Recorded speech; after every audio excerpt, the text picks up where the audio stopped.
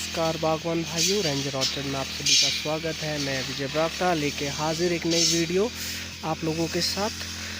तो आज जिस विषय को हम कवर करने की कोशिश करेंगे आप लोगों के साथ वो रहेगा pre harvest spray schedule plus आपके pre harvest management of the orchard, और आप तो जो सनलाइट है वो क्या रोल प्ले करता है, साइज़, कलर और फंगस वगैरह इन सब चीज़ों के लिए सनलाइट का क्या रोल रहता है, उसके ऊपर भी हम थोड़ा बहुत आप लोग के साथ डिस्कस करने की कोशिश करेंगे। तो सबसे पहले बात की जाए प्री हार्वेस्ट मैनेजमेंट के बारे में कि हमें सेब तोड़ने से पहले अपने ऑर्चर्ड में अपने प्लांट को कैसे मैनेज करना है। तो सर्वप्रथम आप लोग ये देखिए कि हम जो कार्य कर रहे हैं अभी हार्वेस्ट के लिए इस ऑर्चर्ड में लगभग 30 दिन का समय है। तो 30 दिन के समय में हम जो सबसे पहले वाला कार्य कर रहे हैं अभी हार्वेस्ट से 30 दिन पहले, वो कार्य ये है कि हमारे जो ऑर्चर्ड में आप देख सकते हैं कि जो घास तौलिए में जो वीड्स खरपतवार उगे थे उसको हम क्या कर रहे हैं, उसे हम मशीन से काट रहे हैं और उसको शॉर्ट कर रहे हैं ताकि जो हमारा न्यूट्रिशन अपटेक है सॉइल से वो खरपतवार में ना जाकर हमारे जो प्लांट है और एप्पल है उसी को मिले जो हमने सॉइल में न्यूट्रिशंस दिए हैं। क्योंकि अब प्लांट जैसे उस पर मॉइस्चर पड़ेगा उसका जो प्रोसेस होगा वो फास्ट हो जाएगा। जैसे जैसे हार्वेस्ट का टाइम नज़दीक आएगा उसका जो सॉइल से अपटेक करने की कैपेसिटी है वो इंक्रीज़ होती जाएगी क्योंकि वो हार्वेस्ट की तरफ बढ़ रहा है।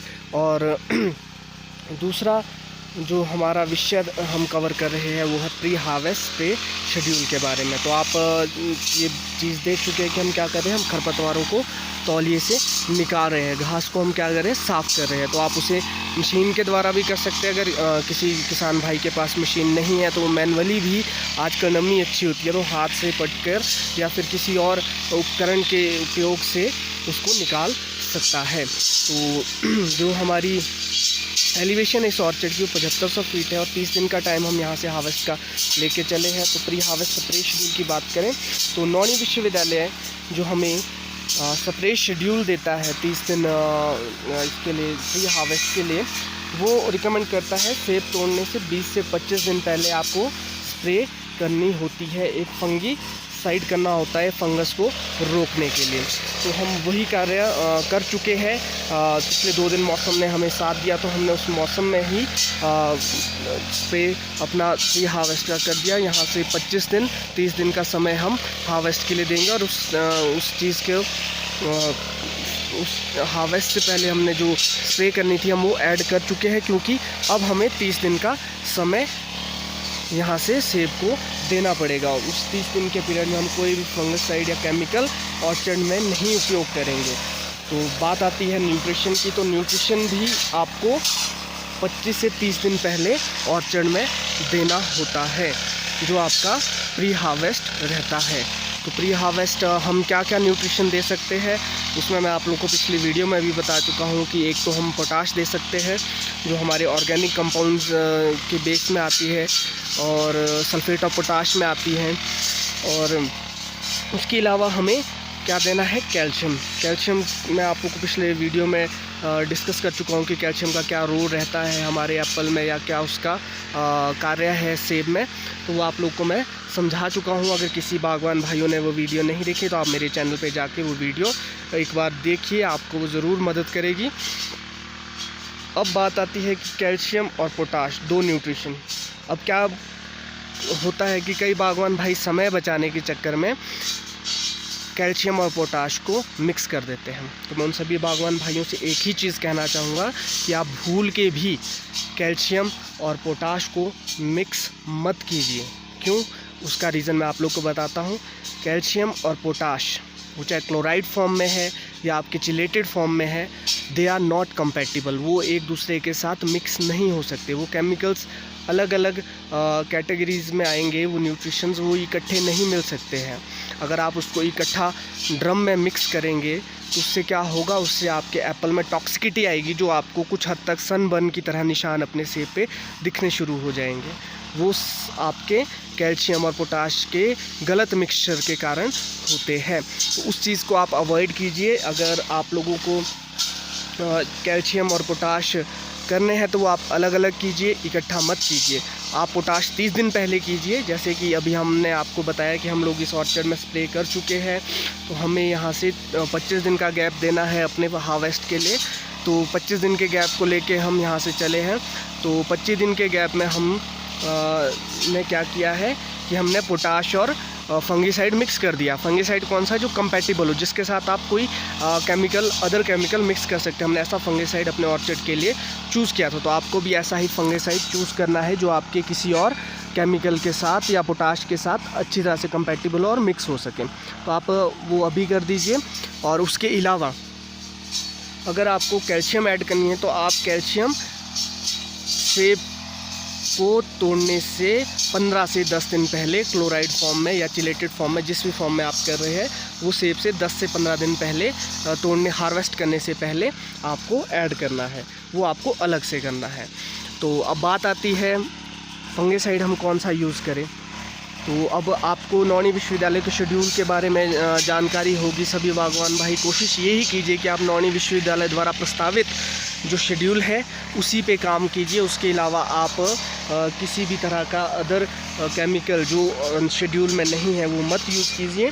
तो अभी जो शेड्यूल है वो आप लोगों को शेड्यूल में मैं 2-3 केमिकल बता देता हूँ, जिसमें हमारे कैप्टान है, जीरम है और फ्लुओपायरम प्लस आपके ट्यूबनाकोनाजोल, जिसे हम लूना एक्सपीरियंस के नाम से जानते हैं, वो अभी आपके स्प्रे शेड्यूल में होना है। तो वो उसका रोल क्या रहेगा, वो आपके प्रीमेच्योर लीफ फॉल, ऑल्टर्निया, मोज़िक जैसी बीमारियों को टारगेट करता है। तो अभी जो भी हमारा फंगस रोकने के लिए स्प्रे होगा उसका मेन टारगेट होता है ऑल्टर्निया, लीफ स्पॉट, मोज़िक वायरस और हमारे प्रीमेच्योर लीफ फॉल। उसके लिए ही अभी हम इस मानसून सीज़न में स्प्रे करते हैं और उसी के लिए हम अभी कार्य करते हैं।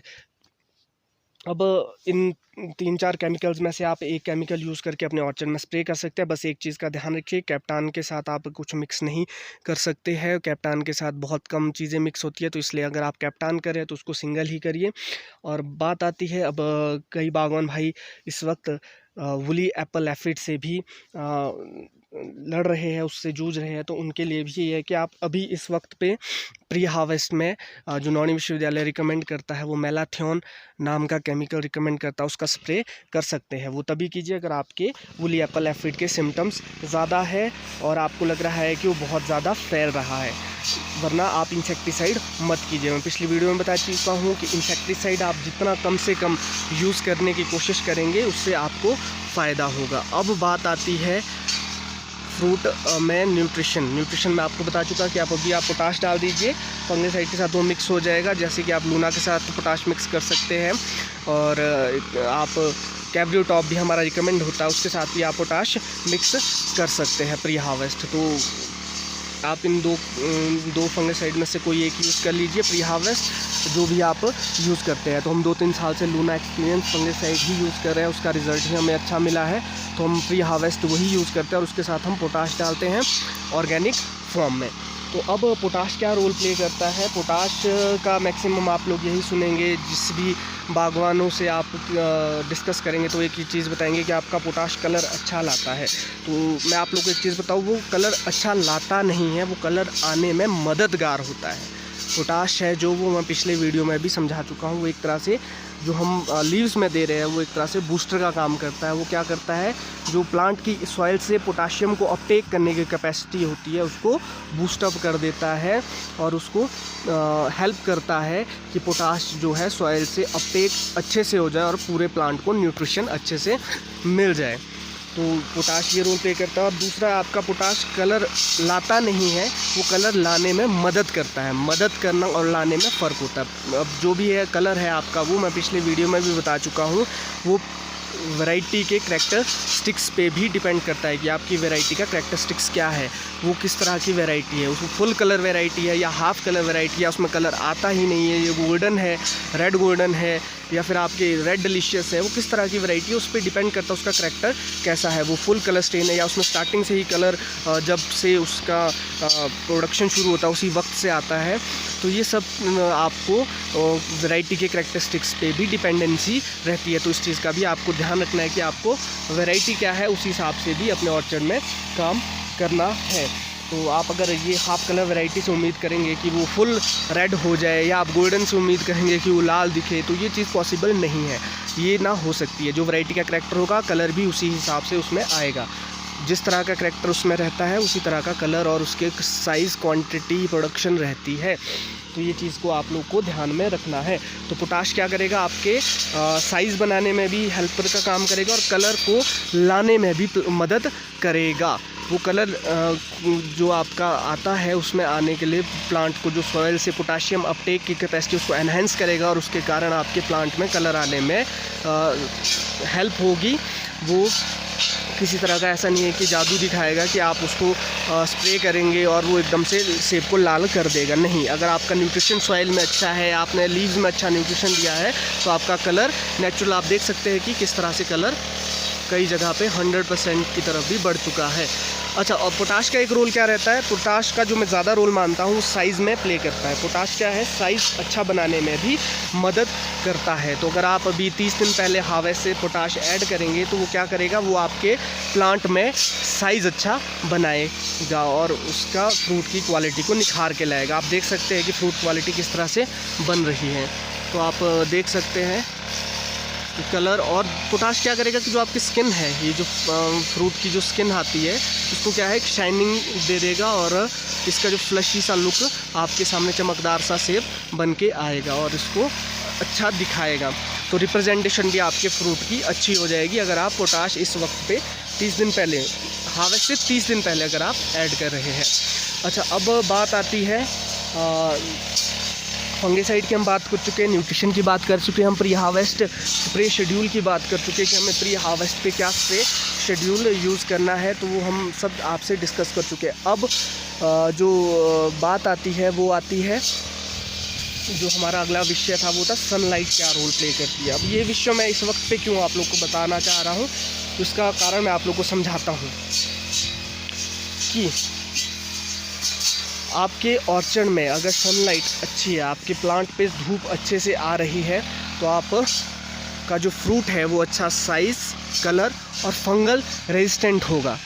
अगर आपके प्लांट की कैनोपी सही नहीं है, अगर आपका प्लांट सही तरीके से आपने प्रून नहीं किया है, उसमें आपकी जो सनलाइट है वो प्रॉपर नहीं आ रही है, तो उससे आपके फ्रूट की क्वालिटी पे भी फ़र्क पड़ता है। तो इस बात का आप लोग को विशेष ध्यान तब रखना है जब आप अपने प्लांट को ग्रो अप कर रहे हैं, जब आप उसे बना रहे हैं स्टार्टिंग से। तो उसको आपने किस तरह से बनाना है कि उसमें जो सनलाइट है वो अच्छे तरीके से चारों तरफ से उसमें प्रॉपर सॉइल तक आ सके और पूरा प्लांट आपका जो है सन की लाइट से को अपटेक कर सके। अब सनलाइट प्लांट के लिए क्यों ज़रूरी होती है, ये क्वेश्चन भी आप लोग के दिमाग में आ रहा होगा। तो उसका एक मैं आप लोग को सीधा सा जवाब देता हूँ कि हम सभी ने साइंस पढ़ी है, 10th क्लास तक सभी ने साइंस पढ़ी है। तो उसमें एक प्रकाश संश्लेषण की क्रिया के बारे में हमें बताया गया था, जिसे बहुत अच्छे तरीके से वहाँ उस जब हमें पढ़ाया गया था, अगर किसी ने वो बहुत ध्यान से वो चीज़ों को पढ़ा होगा तो वो सब चीज़ों का उन्हें पता होगा कि वो प्रकाश संश्लेषण की क्रिया क्या करता है। जितने भी आपके प्लांट्स होते हैं वो अपना फूड कैसे बनाते हैं, उसका प्रोसेस आपका कैसा रहता है, वो डिपेंडेंसी रहती है प्लांट की रूट्स पे और सनलाइट पे। अगर आपकी सनलाइट प्लांट पे अच्छी आ रही है तो उसकी क्या होगा, जो लीव्स है वो फूड बनाएगी। वो फूड कैसे बनाएगी, वो फूड वो आप देख सकते हैं कि ये लीव है, तो अगर आप ध्यान से देखेंगे तो इस लीव्स में ये आपको कुछ हद तक नसें की जैसी लाइंस दिखेगी, ये आपको दिखेगी। और इसमें एक आपको छोटे छोटे छिद्र होते हैं जो नंगी आंखों से देखना मुश्किल होता है। तो वो क्या करते हैं कि जब इस लीव पे सनलाइट आपकी प्रॉपर आएगी तो ये क्या करेगा, ये जो छिद्र होते हैं जो सुबह और शाम के टाइम में ज़्यादा एक्टिव होते हैं, वो क्या करते हैं, वो सनलाइट को अब्जॉर्ब करते हैं। उससे क्या होती है, प्रकाश संश्लेषण की क्रिया शुरू हो जाती है प्लांट की, जो वो लाइट से फूड बनाने की जो उसकी प्रोसेस है वो शुरू हो जाता है। वो क्या करता है कि जब सनलाइट प्रॉपर होगी तो आप देख सकते हैं कि लीव का जो कलर है वो ज़्यादा डार्क ग्रीन हो जाता है। क्यों हो जाता है, क्योंकि वो फूड अच्छे से बना पाता है। इसी कारण उसकी जो लीव्स है वो अच्छे से डार्क ग्रीन होती है। और आपके प्लांट की लीव्स जितनी ज़्यादा ग्रीनरी अच्छी होगी, जितनी ज़्यादा आपकी लीव्स में, उतना अच्छा वो ग्रोथ भी करेगा। और आपने एक चीज़ और नोटिस की होगी, अब जैसे यही प्लांट है तो आप इस प्लांट को देखिए कैसे सीधा जा रहा है। सीधा क्यों जा रहा है? ये क्या करता है, सनलाइट की तरफ अट्रैक्ट होता है। अब सनलाइट इसके ऊपर यहाँ से आ रही है तो ये इसको तरफ ही अट्रैक्ट होके ग्रोथ इसकी ऊपर को जाएगी। क्यों? क्योंकि ये लाइट से आपके जो सन की लाइट पड़ रही है उससे क्या है, फूड बना रहा है। जब ये इस पर सनलाइट प्रॉपर अच्छे तरीके से आएगी तो इसके लीव्स भी आपके फ्रेश रहेंगे और डार्क ग्रीन रहेंगे, और उससे फूड जो उसकी फूड बनाने की कैपेसिटी है वो जल्दी हो जाएगी और अच्छी हो जाएगी। उससे आपके जो सॉइल में रूट्स है, सॉइल के न्यूट्रिशन है, रूट्स को मदद मिलेगी। वो रूट्स आपके अच्छे से फूड को इंटेक कर पाएंगे जब उसमें आपके प्लांट में प्रॉपर सनलाइट होगी। और सनलाइट का रोल आप देख सकते हैं। मैं आप लोग को एक चीज़ और दिखाने की कोशिश करूँगा कि अब जैसे एग्जांपल के तौर पे ये फ्रूट देख लीजिए आप। इस फ्रूट पे उतना सनलाइट प्रॉपर नहीं है क्योंकि थोड़ा सा शेड में है, तो इसमें कलर का जो प्रोसेस है वो थोड़ा सा स्लो है। और आप क्वालिटी भी इसकी देख सकते हैं, थोड़ी सी डल नज़र आ रही है। अब यही मैं बात करूं जिस फ्रूट पे सनलाइट अच्छी आ रही है, अब जैसे यही फ्रूट देख लीजिए, इस पे सनलाइट अच्छी आ रही है तो इस पर क्या है, कलरिंग का प्रोसेस भी एडवांस हो चुका है और इसका जो स्किन है वो चमकदार निखर के सामने आ रही है। तो ये चीज़ आप लोग को ध्यान रखनी है कि आप लोग जब प्लांट की प्रूनिंग कर रहे हैं, जब उसको ट्रेन कर रहे हैं शुरू से, तो उसको इस तरह से ट्रेन कीजिए कि उसमें सनलाइट चारों तरफ से प्रॉपर प्लांट में आ सके। और जो आपकी फ्रूट है वो अच्छे से साइज़ भी बनाएगा, कलर भी बनाएगा और फूड भी बनाएगा। उससे आपके फंगल डिजीज़ भी कम आएगी। फंगल डिजीज़ अब कैसे कम आएगी? अब उसका मैं आपको सीधा सा आंसर देना चाहूँगा कि जब आपके प्लांट में सनलाइट अच्छे से, जब आपके प्लांट में सनलाइट अच्छे से आएगी तो उससे क्या होगा कि जैसे अभी मान लीजिए अभी बरसात का सीज़न है, तो अभी प्लांट आप देख रहे हैं कि अभी बारिश हुई है कुछ थोड़ी देर पहले, तो प्लांट भीगा हुआ है। तो जो उसकी सूखने की क्षमता है, जो एयर वेंटिलेशन प्लांट की रहेगी और जो सनलाइट के थ्रू जो ऊपर से सनलाइट पड़ेगी, उससे क्या होगा, प्लांट जल्दी सूखेगा। अगर आपका प्लांट अच्छे से प्रून हुआ है, अच्छे से उसकी कैनोपी बनी हुई है, तो वो क्या करेगा, वो जल्दी सूख जाएगा और उसमें अच्छे से हवा जब पास होगी, एयर पास होगी, तो वो ड्राई जल्दी हो जाएगा। और ड्राई जल्दी होने के कारण क्या होगा कि आपका जो फंगस है, जो आपका फंगल है, वो कम हो जाएगा। क्योंकि अब फंगस कैसे पनपता है ये सभी को पता है कि अगर आपके नमी, प्लांट सूख नहीं रहा और मॉइस्चर में ज़्यादा है, वो भीगा हुआ ज़्यादा रह रहा है, तो वो क्या होगा, वहाँ पे फंगल डिजीज़ बनना शुरू हो जाएगी।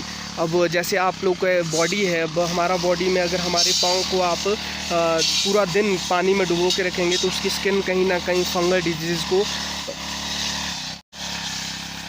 वो कहीं ना कहीं फंगल डिजीज़ को पनपाएगी। उसी तरह प्लांट भी, अगर प्लांट ज़्यादा भीगा हुआ रहेगा तो वो क्या करेगा, फंगल डिजीज़ को तैयार करेगा, जिससे क्या होगा, आपके फंगस आएगा। तो उस फंगस को नेचुरली रोकने का एक बेहतरीन तरीका है कि आप सनलाइट अपने प्लांट की प्रॉपर रखिए। अब सनलाइट की अच्छा प्रॉपर होने से एक चीज़ और मैं आप लोग को दिखाऊंगा। अब जैसे यहीं देख लीजिए, यहाँ सनलाइट प्रॉपर अच्छे तरीके से आ रही है, तो आप इस फ्रूट की कलरिंग देख सकते हैं कि फ्रूट की साइज़ और कलरिंग और किस तरह का वो बन के आ रहा है। और आप देख सकते हैं क्वालिटी भी बेहतरीन नज़र आ रही है। ये देखिए, कुछ एक फ्रूट्स में आप लोग को दिखाने को, उसमें कुछ फ्रूट्स हमारे अच्छे से तैयार हो चुके हैं। तो उम्मीद यही है कि ये जो फ्रूट है ये हार्वेस्ट के लिए जल्दी आ जाएगा। तो हम कोशिश भी यही कर रहे हैं कि ये 25 से 30 दिन के अंदर ये तैयार हो जाए, क्योंकि इसका नेचुरल जो हार्वेस्ट का टाइम है यही रहता है हर साल। ये लगभग 5 अगस्त से 15 अगस्त के बीच हार्वेस्ट के लिए आ जाता है। तो इस साल भी यही उम्मीद है कि इस साल भी ये अच्छे से आ जाए, क्योंकि साइज़ भी लगभग आप देख रहे हैं कि अच्छा ही बन रहा है। और जो हमारी चोटियाँ, अब एक चीज़ और नोटिस कीजिए कि चोटियों पे जहाँ पे सनलाइट आप देख रहे हैं कि प्लांट की जो टॉप होती है उस पर सनलाइट क्या होती है, ज़्यादा पड़ती है। तो वहाँ पे आप देख सकते हैं कि जो फ्रूट का कलर है वो आप लोगों को ज़्यादा रेड दिखेगा और साइज़ भी आप लोगों को बेहतरीन दिखेगा। अब एक चीज़ और मैं आप लोग को बताना चाहूँगा कि अब क्या होगा कि अब इस वीडियो के बाद कई लोग ये सोचेंगे कि हम क्या है अपने प्लांट को सनलाइट के लिए खोल दें।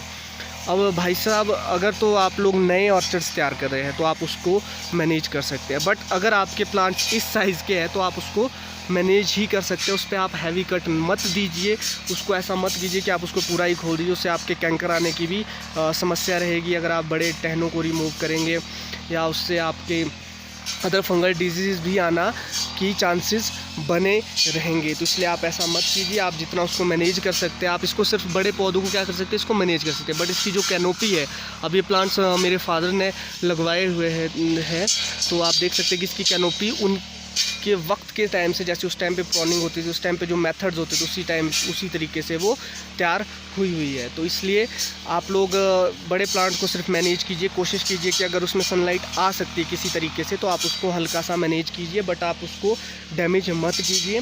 हाँ, अगर आप नए प्लांट्स बना रहे हैं तो मैं आपको 1-2 पौधा दिखाने की कोशिश करूँगा कि हम किस तरह से उसकी ट्रेनिंग कर रहे हैं। कुछ प्लांट्स हैं, जैसे अब यही पौधा देखिए, नया पौधा लगा हुआ था यहाँ रेड गोल्डन का, आपको मैं दिखाने की कोशिश करूँगा। ये पॉलिनाइजर वैरायटी, तो हमने इसको क्या किया, हमने इसको सनलाइट के लिए प्रॉपर, आप देख सकते हैं सेंट्रल लीड मेथड पे इसको किस तरह से नीचे की जो ब्रांचेज उसको हमने ब्रॉड कर दिया और ऊपर की ब्रांचेस को हमने शॉर्ट कर दिया है। तो आप लोगों को ये खासा ध्यान रखना। और ये देखिए नए प्लांट्स को भी हम इसी तरह से ट्रेन कर रहे हैं सिंगल लीड मेथड पे, और इसकी जो फैलावट है उसको हम अच्छे से बना रहे हैं। तो इस चीज़ों का आपको थोड़ी थोड़ी चीज़ों का ध्यान रखना पड़ेगा। और सनलाइट का रोल मैं आपको बता चुका हूँ कि सनलाइट का रोल क्या रहता है। सनलाइट का रोल आपके प्लांट के फूड बनाने में, लीव्स जो आपका फूड बनाने में मदद करती है उसके लिए रहता है। और आपको मैं पोटाश का रोल भी समझा चुका हूँ, कैल्शियम का भी समझा चुका हूँ। तो आप देख सकते हैं कि इसकी कलरिंग कैसी आ रही है, शाइन कैसे आ रही है। अभी भीगा हुआ फ्रूट है तो उतना आपको शाइन नहीं दिखेगी इस पर, क्योंकि ये होता ही है कि जो फ्रूट आपका भीगा रहता है उस पर ये चीज़ नहीं दिखती। अब एक चीज़ और देखिए, अब ज़्यादा सनलाइट भी हार्मफुल होती है कहीं ना कहीं। अब यहाँ देख लीजिए कि ये जो आपकी ब्रांच है ये ज़्यादा ही झुक चुकी है, ये सन की तरफ ज़्यादा, इसमें जो सनलाइट है वो ज़्यादा डीप आ रही है, ज़्यादा स्ट्रोक कर रही है। तो उससे क्या हो गया है, हमारे यहाँ पे सनबर्न आपको दिख रहा होगा। ये फ्रूट है जो ये सनबर्न को अट्रैक्ट कर रहे हैं। तो इसलिए हमें इस चीज़ का भी ध्यान रखना है। हमें सनलाइट भी उतनी ही रिक्वायर्ड है जितने की प्लांट को ज़रूरत है। एक्सेस सनलाइट भी कहीं ना कहीं हमें हार्म करती है। तो इसको वैसे हमने बांधा हुआ भी है, सपोर्ट भी दिया हुआ है, बट ये फिर भी थोड़ा वज़न के साथ जैसे इसमें नीचे की तरफ झुक रहा है। तो हम इसको अब क्या करेंगे, इसको थोड़ा ऊपर करने की कोशिश करेंगे ताकि जो हमारी सनलाइट है वो उससे ज़्यादा डैमेज ना कर पाए। तो इन चीज़ों का भी आपको ध्यान रखना होता है। बाकी यही थोड़ी बहुत चीज़ें जो आप लोगों को अपने ऑर्चर्ड में प्री हार्वेस्ट से पहले मैनेज करनी है, और अच्छे तरीके से उन सब चीज़ों को आप लोग को अपने ऑर्चर्ड में मैनेज करना है। और अगले साल के लिए भी आपको ध्यान रखना है कि आपकी जो मैनेजमेंट इस साल रहेगी वो आपके अगले साल की फसल के लिए ही कहीं ना कहीं आप तैयारियां अभी से शुरू कर चुके हैं। तो उस चीज़ का आपको विशेष ध्यान रखना है। इस वक्त को आप लोगों को क्रूशियल टाइम है, इस वक्त को आप लोगों को बहुत ध्यान से रखना है। सब्सक्राइब माय चैनल, सपोर्ट में। अगर कोई क्वेश्चन है तो आप कमेंट कीजिए, मैं उसका जवाब देने के लिए कोशिश करूँगा। अगर कोई कमी आप लोगों को मेरे ऑर्चर्ड में दिखे तो आप सजेशन भी दे सकते हैं। मैं कोई ज्ञानी नहीं हूँ, हम एक दूसरे से ही सीखते हैं। धन्यवाद।